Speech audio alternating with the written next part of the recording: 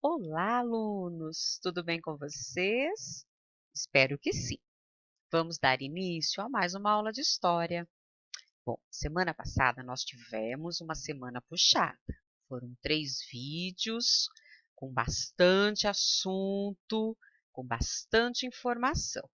Então, hoje, para essa semana, eu preparei uma atividade um pouquinho mais light, né? Para que vocês não fiquem tão sobrecarregados. Aí, quem não deu conta de fazer tudo da semana passada, faz aí completa essa semana, tá bom? Então, vamos lá. Hoje nós vamos fazer a leitura de um texto jornalístico. É legal isso, né? É muito importante que a gente leia vários tipos de textos, né? Porque durante a nossa vida nós vamos nos deparar com isso. Nós vamos nos deparar com textos diversos e a gente precisa saber ler e interpretar esses textos que a gente lê, né? Então, vamos lá conhecer, saber o que eu trouxe para vocês hoje. Então, olhe lá, atividade complementar. Ler diversos tipos de textos sempre foi muito importante, pois, além de aumentar a nossa habilidade na leitura e escrita, aumenta também o nosso conhecimento. E isso, gente, é sem discutir, né? Claro que quanto mais a gente lê, melhor a gente vai ler. Quanto mais a gente lê, melhor a gente escreve, porque a gente tem conhecimento e aí a gente consegue colocar mais coisas, mais informações num texto que a gente está escrevendo. Por que que a gente consegue? Porque a gente tem o aumento do conhecimento. A gente lendo, a gente adquire mais conhecimento e isso melhora a leitura e a escrita. Então, isso é fundamental, né? Hoje estou trazendo para vocês um texto jornalístico que está conectado com a nossa matéria. Então, ele está relacionado aos estudos científicos, à pesquisa, né? Que começou durante o Iluminismo. Né? Antes disso, a gente nós já tivemos muitas pesquisas e estudos antes dos iluministas, mas os iluministas foram o auge, né? Então, olha, quero que vocês leiam com muita atenção e respondam todas as questões propostas nele. Então, vamos lá para o texto. Lendo textos, artigo de jornal. Como chama o texto? Ó, o vidro explica. Ele foi escrito por Ricardo Bonalume Neto, da reportagem local. Ah, que reportagem local? Do jornal, né? Então, vamos saber que jornal que é, ó. Folha de São Paulo. Foi escrito, esse artigo saiu na edição de 5 de setembro de 2004. Já faz um tempinho que saiu, né? Um tempão. Mas o texto, ele continua muito atual, tá? Ele é de um livro que eu tenho, e achei bastante interessante para a gente poder trabalhar um pouquinho a leitura e a interpretação de texto jornalístico, por estar relacionado com a nossa matéria também, né? Então, vamos lá. Ó. Você vai ler parte de um artigo que comenta ideias contidas num livro de Alan Macfarlane, antropólogo da Universidade de Cambridge, no Reino Unido, e de seu colega Gary Martin, um industrial e colecionador de instrumentos científicos, publicado em 2002. Isso é a publicação do livro, tá? Aqui tem o nome do livro em inglês, que está traduzindo o batiscafo de vidro, ainda sem tradução para o português. Então, esse livro deles, né, não tem ainda traduzido para a nossa língua. Continuando, então. A revolução científica deve, de fato, ser dividida em duas partes. Prestem bem atenção nisso, hein? A primeira ocorreu aproximadamente entre 1250 e 1400 e consistiu em diversos fatores, incluindo a absorção do conhecimento grego por meio dos autores árabes, o desenvolvimento das universidades, a melhoria de ferramentas lógicas, um interesse crescente pela precisão e pela exatidão, uma sofisticação crescente da química, da matemática, da física e, em particular, da óptica, uma ênfase crescente na autoridade da evidência visual observada no lugar da autoridade dos antigos, como escrito nos textos. Então vejam bem, aí está dizendo que a Revolução Científica ela se divide em duas, né? A primeira aconteceu de 1250 a 1400. 1250, que século é esse? 1250 é século XIII e 1400, século XIV. Então, do século XIII ao século XIV, eles colocam, né, no livro que houve uma primeira revolução científica.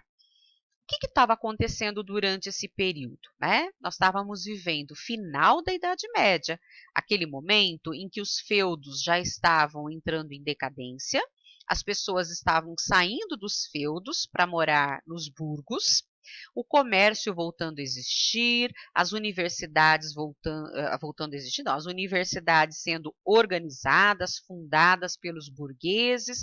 Então, ele está falando aqui de um período aonde os estudos começaram a existir com mais frequência para as pessoas, né?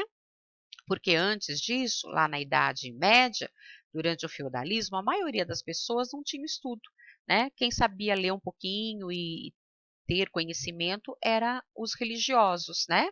Mas o povo mesmo não tinha acesso ao conhecimento. Então, aqui a gente pode perceber que é um momento onde as pessoas começaram a ter um pouquinho mais de conhecimento. Bom, essa primeira revolução científica, que ele fala aí de 1250 a 1400, criou as bases para o que veio depois, como o método experimental e o ceticismo. O que é esse método experimental? É quando se comprova a verdade de alguma coisa através de uma experiência. E o ceticismo? O ceticismo é quando a pessoa ela duvida daquilo que ela está vendo e ela quer comprovar de alguma forma, né? Nem que seja através da experiência, né? Então, o ceticismo, ou a pessoa muito cética, então ela está duvidando, não está acreditando muito, ela questiona, mas será que é verdade? Será que não é? Vamos pesquisar, vamos descobrir melhor. Então, isso é o período que veio depois, né? O que ele chama de segunda revolução industrial. Desculpe, segunda revolução científica. Estou trocando as matérias. E para o que viria a partir da década de 1590. Então, aí nós já estamos falando dos iluministas, né? Com os trabalhos de Francis Bacon, Galileu Galilei, e no século seguinte com Robert Hooke, Robert Boyle e Isaac Newton, né? Nós falamos de Isaac Newton semana passada. A segunda leva, Robert Hooke, Robert Boyle e Isaac Newton, criou a ciência praticamente como ela é hoje, com ênfase em instrumentos científicos para a obtenção de conhecimento. E sem a existência do vidro, não haveria boa parte dos instrumentos que produziram a revolução. Olha que interessante, ele coloca que o vidro foi uma coisa muito importante, porque a maioria dos inventos criados naquela época, né, os instrumentos, eles dependiam do vidro para poder existir. Então, olhe lá, Macfarlane e Martin selecionaram 20 experimentos científicos famosos, ao acaso, e tiveram grande impacto na sociedade. E descobriram que 15 deles seriam impossíveis caso o vidro não existisse. Por exemplo, o vidro permitiu a invenção do microscópio e de telescópio, com isso criando as bases de disciplinas fundamentais como a microbiologia e a astronomia. Então, eles conseguiram ver, né, coisas muito pequenas ou enxergar muito distante, como os astros, né, lá no espaço, né, através dos telescópios, e os microscópios que viam coisas muito perto, né, pequenininhas, aumentando bastante de tamanho. E, sem o vidro transparente, como seria possível ler barômetros, termômetros e mesmo cronômetros? Os autores argumentam que sem barômetros seria mais complicado estudar o comportamento dos gases, e sem vidro não existiriam nem motores, nem eletricidade, nem lâmpadas, obviamente, né? A lâmpada é feita de vidro. Então, vários povos na antiguidade desenvolveram o vidro. Para muitos, ele não passava de um substituto barato de pedras preciosas. Os romanos foram além, criando um bom número de aplicações para o vidro, no que foram seguidos pelos venezianos na Idade Média. Nenhuma das outras grandes civilizações desenvolveu o vidro como os europeus fizeram até então, né? Então, ele está falando da importância do vidro para os experimentos, né? Para os equipamentos. Olha, aqui o vidro se faz presente no microscópio, através de suas lentes e das pequenas placas transparentes sobre as quais se coloca o material a ser observado. Na foto, é um microscópio do século XVIII. Então, olha que interessante, né, gente? O microscópio, aqui a plaquinha de vidro e a lente dele que fica dentro dessa peça, que também é de vidro, né? Então, olha que importante. Nada se viria, por exemplo, hoje, como é que nós sabemos a forma que tem o vírus que está se propagando, né, por toda parte, o coronavírus? É através do microscópio. A gente só sabe o formato que ele tem, o jeitinho dele, porque existe o microscópio que amplia milhares de vezes o tamanho para a gente poder visualizar e enxergar. Porque, na verdade, a olho nu, ele é invisível. A gente não consegue enxergar, né, o vírus ali olhando simplesmente, só através de um microscópio. Bom, vamos continuar então. Dicas importantes. Sempre que você ler um texto de jornal, revista ou na internet, fique atento a essas questões. Qual é o título da notícia? Você poderia sugerir outro título? Quem é o autor da matéria? Que informações você tem sobre ele? Em que veículo de comunicação foi publicado? Quando a notícia foi escrita? Liste as palavras cujo significado você não conhece e procure no dicionário. Isso é importantíssimo, gente. Se nesse texto que eu li com vocês, vocês tiverem palavras que vocês não conhecem, vai procurar para saber. Porque se você não entende a palavra, o significado, você não entende o texto, tá? Então é fundamental procurar o significado. Algumas eu já falei para vocês, né? Qual é o tema da notícia? Então, toda vez que você for ler um artigo de jornal, de revista ou na internet, principalmente na internet, gente, tem muita fake news, muito artigo mentiroso, de notícia falsa.